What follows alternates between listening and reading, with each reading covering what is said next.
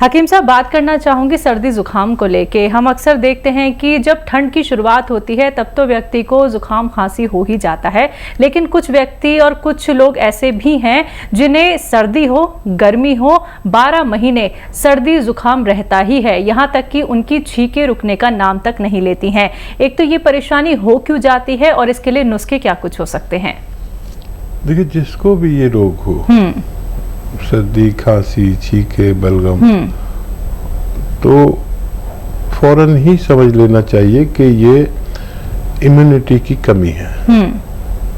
यानी जो रोग प्रतिरोधक शक्ति है वो कम है। हमारे अंदर जो बीमारी से लड़ता है वो है इम्यूनिटी। इम्यूनिटी जिसमें जितनी ज़्यादा होती इतने ही रोग उससे दूर रहते हैं।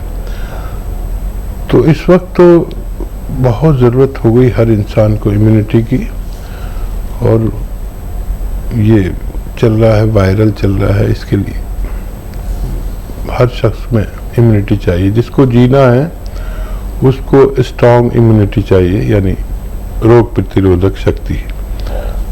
और इसकी बाकायदा दवाएं भी आती हैं जो अगर 5-6 महीना खाए जाए तो इम्यूनिटी स्ट्रॉन्ग आदमी की होना मुमकिन है।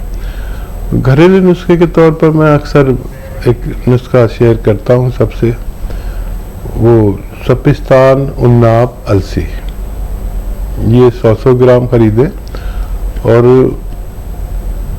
30 ग्राम पीपले यानी पीपला मूल जिसे कहते हैं, इसमें मिलाकर पाउडर बनाएं और रोज़ाना 1 चम्मच या 2 बार खाएं तो 2 चम्मच सुबह शाम खाएं।